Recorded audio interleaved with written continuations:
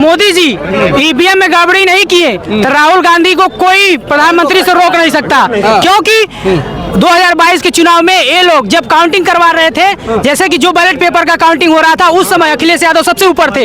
जब ईवीएम का काउंटिंग होने लगा तो अखिलेश यादव नीचे आने लगे। इसलिए 100% ये लोग गड़बड़ी ईवीएम में कर रहे हैं। जिस दिन ईवीएम सुधर जाएगा, मोदी जी योगी जी गायब हो जाएंगे, जैसे बीजेपी गायब हो गई थी, बीजेपी गायब हो जाएगी। अगर ये बीजेपी वाले ना अपनी माँ का दूध पिए हैं तो ईवीएम से वोटिंग बंद कर दें, बैलेट पेपर से वोट करें। अच्छा, माहौल ईवीएम सब बना देगा। मीडिया बना रही है, मीडिया कितना प्रचार करे उसका, सब झूठी प्रचार कर रही है। बताइए सच्चाई क्या बताइए? सच्चाई मीडिया है, मीडिया सच्चाई क्या है? आप झूठे बोल रही है, हर जगह झूठे बोल रही मीडिया। एनडीए सरकार की सच्चाई आप नीतीश बाबू उर्फ पलटू राम से पूछिए, ओम प्रकाश से पूछिए कि क्या सच्चाई है, जो कि मंत्री पद के लिए अभी तक वेटिंग लिस्ट में लगे हैं लेकिन मंत्री नहीं बन पाए। इंडिया अलायंस भाजपा का सुपड़ा साफ करेगा, आप देख लीजिएगा। सब मीडिया भाजपा ही है। बनारस में स्टेडियम बन रहा है कि जितना भी टेंडर पास हुआ है सभी गुजराती हैं, जितने भी हैं सब गुजराती हैं। मोदी गुजरात का है, सभी जो बनाने वाले हैं सब गुजरात के, बनारस का कोई नहीं है। क्यों नहीं है? बैलेट पेपर पे चुनाव होना चाहिए। ईवीएम हटाइए, देश बचाइए। हर देश में बैलेट पेपर से होता है, ईवीएम बैन है। खाली भारत में ऐसा होता है, ईवीएम से होता है। क्या कहेंगे सर? क्या कह रहे हैं? चुनाव आयोग भी बिक गया है और सुप्रीम कोर्ट से जो चुनाव आयोग, जो सुप्रीम कोर्ट चुनाव आयोग को नियुक्त करती है, अब प्रधानमंत्री मंडल से नियुक्त होंगे चुनाव आयोग।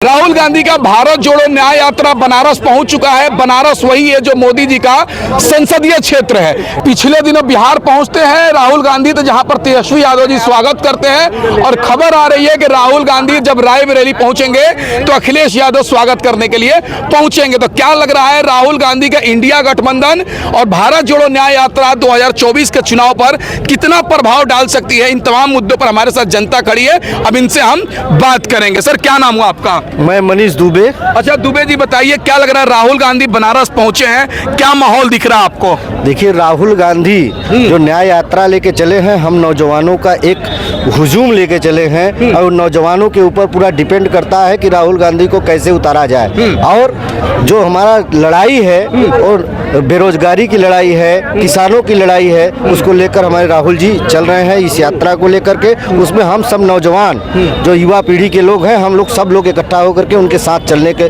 लिए बाध्य हैं। नहीं, आप लोग तो प्रधानमंत्री सांसद हैं, क्या 10 साल में कोई विशेष विकास हुआ है? कोई विकास नहीं। हम भी मिर्जापुर से, हमारे क्षेत्र में, हमारे क्षेत्र जो परिवार नहीं चला सकता वो देश क्या चलाएगा? कौन परिवार?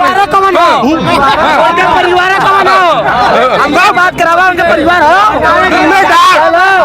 जिम्मेदार वही होता है जिसका परिवार होता है। कुत्तों का कोई परिवार है? राड आदमी क्या चलेगा? जिसके बाल बच्चे वही डालेगा, दाल का भाव है, आटा का भाव है, वो क्या डाले कि क्या भाव है? रोजगार को अगर रोजगार अगर देना है तो रोजगार पे काम करना चाहिए, न कि मंदिर मस्जिद पे काम करना चाहिए। अगर उनको करना है तो हर जिले में 1-2 फैक्ट्री उपक्रम लगाया जाए, जिससे कम से कम जो 10-20 हजार नौजवानों को नौकरी लग सके और अपने परिवार को चला सके। ऐसी व्यवस्था अगर कोई कर सकता है तो कांग्रेस पार्टी कर सकती है और राहुल गांधी कर सकते हैं, वो नेतृत्व है। और पहले था वही आज उपक्रम बेच करके सिर्फ मंदिर बनवाया जा रहा है और कोई काम नहीं हो रहा है। बीजेपी जान चुकी है हमारे देश की सबसे बड़ी कमजोरी यही है, धर्म मंदिर मस्जिद, उसी में सबको यूज कर रही है। तो क्या लग रहा है 10 साल में प्रधानमंत्री जी आप लोग सांसद हैं, कोई फैक्ट्री उक्ट्री खुला है? मोदी जी नहीं खुला यार, नहीं खुला है। जो भी फैक्ट्री था उसको बेचा जा रहा है। रेलवे कौन बेच रहा है? मोदी जी बेच रहे हैं, योगी मोदी। और कौन बेच रहा है? हाँ, भाजपा बेच रही है। हाँ, बेच रहे हैं। तो लग रहा है कि राहुल गांधी इंडिया गठबंधन आएगा तो कुछ विकास होगा बनारस का? निश्चित, बनारस का नहीं, पूरे देश का विकास होगा। अगर कोई कर सकता है तो राहुल गांधी कर सकते हैं। आज जो स्थिति परिस्थिति है, आज देश की स्थिति इतना बदतर हो जा रही है, आर्थिक स्थिति इतना खराब हो जा रही है कि आज हम लोग चलने के लिए मुस्ताद हैं। अगर कांग्रेस का गवर्नमेंट रहता तो इसको और ऊपर ले जाते, कहीं कितना उपक्रम खुला होता और कितना कॉलेजेस खुले, कॉलेज खुलते, जिससे हमारा शिक्षा व्यवस्था भी सुधरता। आज स्थिति रहती कि कम से कम हर कंपनी में कम से कम 1000, 2000, 10,000, 20,000, 50,000 आदमी काम करते रहते, उनका परिवार चलता। आपको क्या लग रहा है सर, 2024 में बदलाव का माहौल दिख रहा है या तीसरी बार मोदी जी आएंगे? इस बार बदलाव होके रहेगा। और हम आपको एक चीज बताना चाह रहे हैं, इस समय जो देश में माहौल बना हुआ है, बीजेपी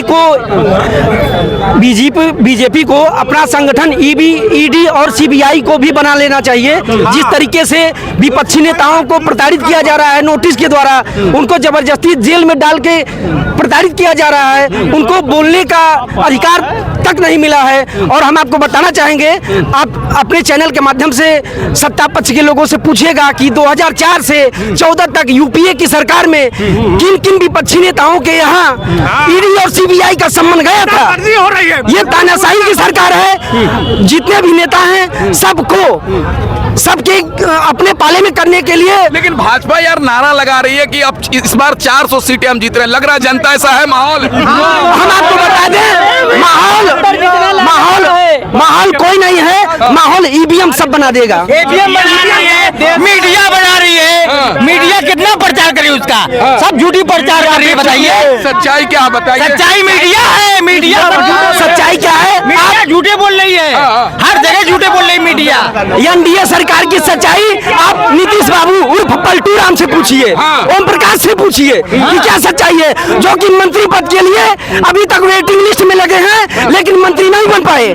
सत्ता लोलुपता की वजह से ये सब बेकार हो चुके हैं, ऐसे समझिए। इंडिया गठबंधन उत्तर प्रदेश में हम लोग हैं, अखिलेश यादव, पल्लवी पटेल और राहुल गांधी सब लोग मिल गए हैं। क्या लग रहा है इंडिया गठबंधन 80 सीट है यूपी में, कुछ कमाल करेगी? आप देखिएगा, इंडिया गठबंधन अपने धर्म का पालन करते हुए भाजपा का सुपड़ा साफ करेगा। आप देख लीजिएगा, अगर ईवीएम साथ देगी 80 की 80 जीत रही है। कौन? कांग्रेस जीत रही है। इंडिया अलायंस भाजपा का सुपड़ा साफ करेगा, आप देख लीजिएगा चुनाव बीतने के बाद। अच्छा। अगर ईवीएम का खेला नहीं हुआ तो अच्छा, आप लोग क्या आपका नाम नोट कर ले। आप लोग टीवी पर पेपर में बदल देते हैं ये सब बातें। क्यों बदल देते हैं आप लोग? इसके बारे में सब मीडिया वाले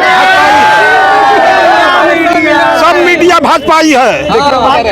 जो बड़े बड़े पत्रकार हैं वो बदलते होंगे, हम लोग छोटे, हम लोग भी बेरोजगार। आपको क्या लग रहा है इस बार क्या माहौल दिख रहा है बनारस का? कांग्रेस जीतेगी और यूपी में अखिलेश यादव सीएम बनेंगे। देश में प्रधानमंत्री राहुल गांधी बनेंगे। अच्छा, हाँ। राहुल गांधी प्रधानमंत्री बनेंगे तो लग रहा है देश का विकास होगा। बहुत विकास होगा। ऐसे देश में डंका नहीं बज रहा है और वैसे बजेगा, पूरे देश में डंका बजेगा। अच्छा, क्या कह रहे भाई? 70 साल राज किया है कांग्रेस, कुछ नहीं कर सकता। बनारस में स्टेडियम बन रहा है कि जितना भी टेंडर पास हुआ है सभी गुजराती हैं, जितने भी हैं सब गुजराती हैं। मोदी गुजरात का है, सभी जो बनाने वाले हैं सब गुजरात के, बनारस का कोई नहीं है। क्यों नहीं है? अच्छा, आप लोग क्या सोच रहे हैं सर, इस बार बनारस में माहौल है बदलाव का, भाजपा या कांग्रेस?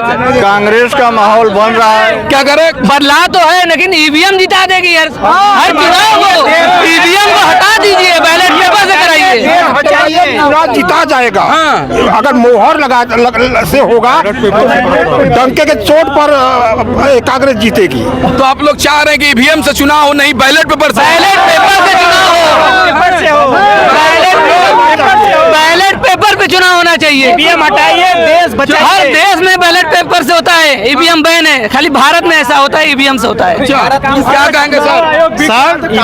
क्या कह रहे हैं? चुनाव आयोग भी बिक गया है और सुप्रीम कोर्ट से जो चुनाव आयोग, जो सुप्रीम कोर्ट चुनाव आयोग को नियुक्त करती है, अब प्रधानमंत्री मंडल से नियुक्त होंगे चुनाव आयोग जब मंत्रिमंडल बिक जाए तो कहाँ चुनाव होगा?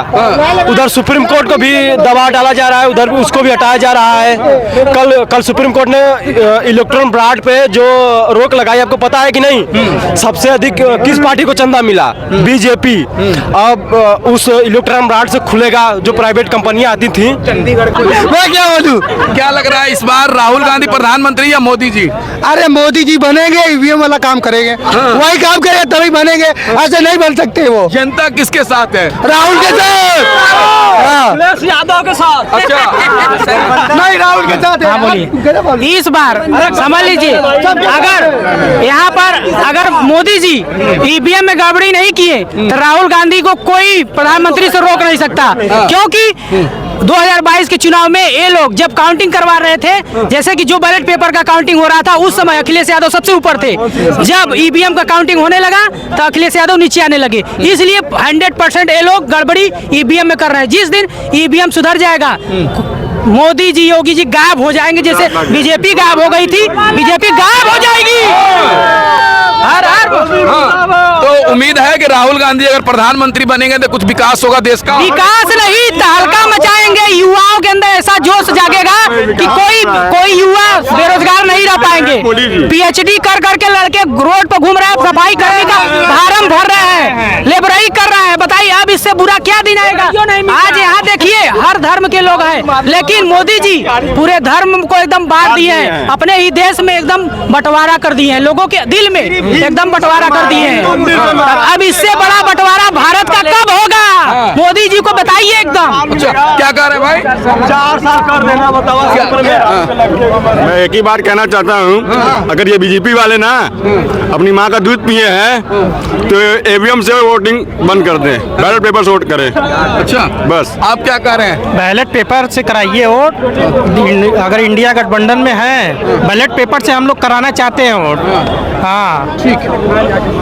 तो अभी हम बनारस में हैं, जहां पर राहुल गांधी जी का भारत जोड़ो न्याय यात्रा पहुंच गया है। लोकतंत्र में जनता मालिक होती है, जनता वोट के माध्यम से सरकार चुनती है, बदलती है। जनता ने अपनी राय दे दी है।